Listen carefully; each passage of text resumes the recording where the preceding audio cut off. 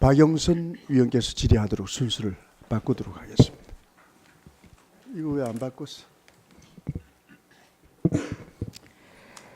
예, 오늘 발표해 주신 내용 잘 들었습니다. 이 오픈 프라이머리와 관련을 해서 질의를 좀 드리겠습니다.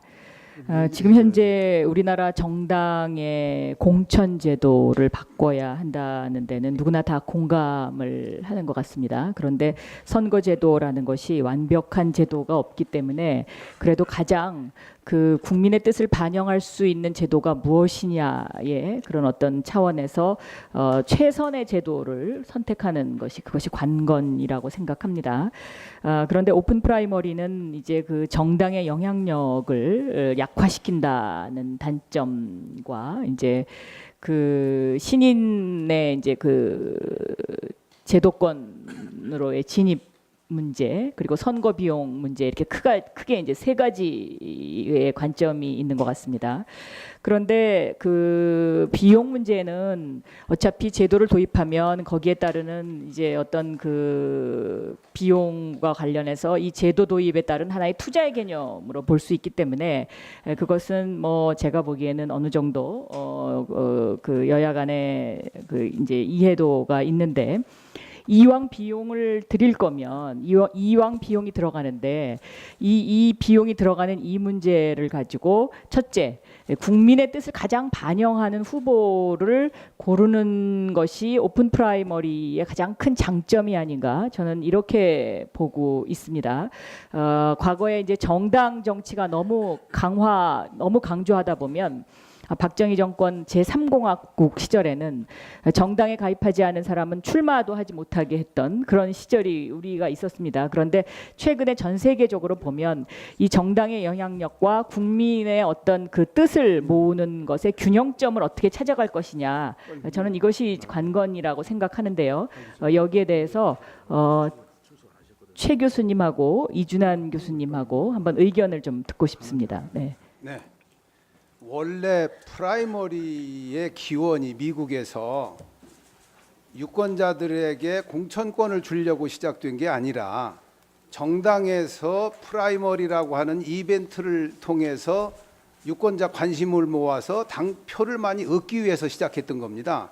근데 우리나라는 이것을 이제 소위 정당의 공천권을 국민에게 돌려주자는 식으로 활용이 되고 있는데 정당의 기능 중에 가장 대표적인 것이 인물 충원 아닙니까? 그게 정당이라고 하면 정당이 책임지고 인물을 공천해야 돼요. 그런데 정당 중심으로 나가면 그러면서 비례성을 강조해야 되는데 한쪽에서는 정당이 해야 될 일을 유권자들한테 넘겨주겠다 하면서 다른 한쪽에서는 정당의 유권자의 비례 사표를 방지하기 위해서 비례성을 강조한다는 건 상호 모순적입니다. 일단 그렇게 전제를 말씀드리고 그러나 어쨌든 간에 국민 정서가 중요하기 때문에 프라이머리를 하는데 미국에서는 각 주별로 전부 다르지 않습니까? 예를 들면 그 다음에 날짜 다르지 않습니까? 그런데 아주 저명한 교수 제가 물어봤더니 역선택이 나올 수가 없어요. 왜냐? 내가 투표권을 하나만 주면은 예를 들어 내가 새정치 그 제도는 다, 네, 아니 지금 시간 관계상. 네.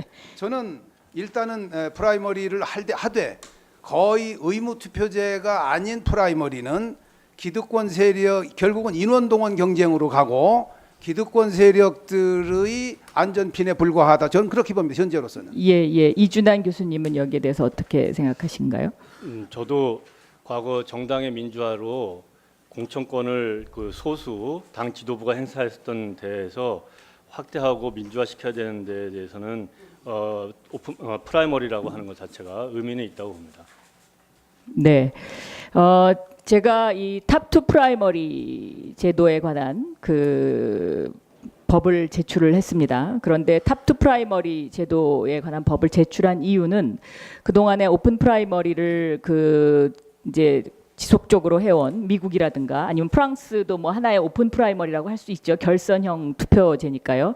이것의 장단점을 비교해 본 결과 우리나라의 경우에는 조금 전에 그 최한수 교수님이 지적하신 것처럼 의무 투표제가 되지 않으면 선거인단을 뭐 10,000명 구성하든 15,000명을 구성하든 이것은 조직 선거의 형태를 띠기 때문에 이제 이것이 문제가 되는 것이고 그 다음에 또 이거 소수 정당의 후보를 어떻게 할 것이냐의 문제에 있어서 소수 정당에게도 오픈 프라이머리의 기회를 드리려면 모든 사람이 다 나와서 같이 그 예비 선거를 치르고 거기에서 득표가 가장 그 많은 두 사람을 결선 투표로 가는 것이 국민의 뜻을 반영하는데 가장 좋은 그래도 현재 나와 있는 선거제도 중에는 이것이 가장 그래도 그 좋지 않는가 하는 그런 이제 현실적인 것을 고려해서 탑2 프라임 오픈제 이 제도를 도입을 했는데요.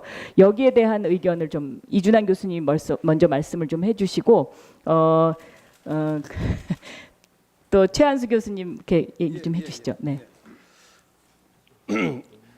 탑투 프라이머리는 그 지금까지 개발된 프라이머리 중에 하나입니다. 박 의원님께서 말씀하신 것처럼 그 지역에서 가장 많이 지역의 경선에서 가장 많이 득표한 두 사람을 그 본선에 진출하게끔 하는 건데 그런 장점은 있는데 그 부작용이 있다라고 하는 것이 지금 보고가 많이 되고 있다는 점을 제가 그 58페이지에다가 좀 적어놨습니다. 네, 제가 그거는 봤습니다. 네. 그런데 이제 다른 오픈 프라이머리 제도의 부작용을 보완하기 위해서 생긴 것이 탑2 오픈 프라이머리거든요. 그러니까 선거가 공천 제도라는 게 어떠한 형태를 도입하든 다 부작용이 있게 마련인데 이 부작용을 최소화할 수 있고 그 나라의 현실에 맞을 수 있는 방법이 무엇인가 이제 이것을 강조해 가는 이제 그런 과정이라고 저는 그렇게 이해를 해주시면 좋을 것 같습니다. 네. 제가 조금만 더 부언하자면 네. 그 미국에서도 경선 프라이머리에서 의무적으로 투표를 하게끔 하는 게 아니라 자발적으로 얼마나 많이 당의 경선 과정에 당원뿐 아니라 일반 유권자도 올 수 있게끔 하는 노력을 펼친 결과이지 그냥 뭐 너 다 투표해라 우리 당 경선하는데 와서 의무적으로 투표해라 하는 건 아니거든요. 저는 그 프라이머리에 한국에서 도입하는 과정에서 보완을 제일했을 때 탑2 프라이머리지만 저는 크로스드 프라이머리도 좋은 대안이 될 수 있다. 당을 강화하는 것으로 당원들과 대의원을 많이 유인하는 방향이 또 대안이 되지 않겠는가라는 점을 지적하고 싶습니다. 이제 그렇게 되면은 이제 정당의 기능이나 정당의 위상의 문제가 제기될 수가 있죠. 이제 따라서 당장 그렇게 되면 이제 정당이라는 게 사실상 무의미하고 어떻게 보면은 정당이 없이 모든 당선자들이 원내에 들어와서 이념적으로 지역적으로 하나의 결사체를 만들어서 원내 정당화할 수는 있습니다. 그러나 그거 쉽지는 않을 것 같고 다만 아까 제가 말씀드린 제가 발표문에도 있지만은 오픈 프라이머리보다는 실효적인 것이 불란서 제도를 원용해서 지금 말씀하신 탑2 프라이머리 제도라든지 미국식의 오픈 또는 클로스 프라이머리 제도라든지 우리나라 지금까지 하고 있는 경선 제도라든지 어느 하나의 모델이 아니라 여러 가지 모델을 융합해서 우리 문화와 우리의 관습에 맞는 제도를 통해서 가장 좋은 후보들을 뽑아내고 또 그 과정에서 합종 연행을 하면은 소수 집단도 의회에 진출할 수 있는 그런 하나의 좋은 발상임에는 틀림없다 저는 생각합니다. 네, 박영선 의원님 수고하셨습니다.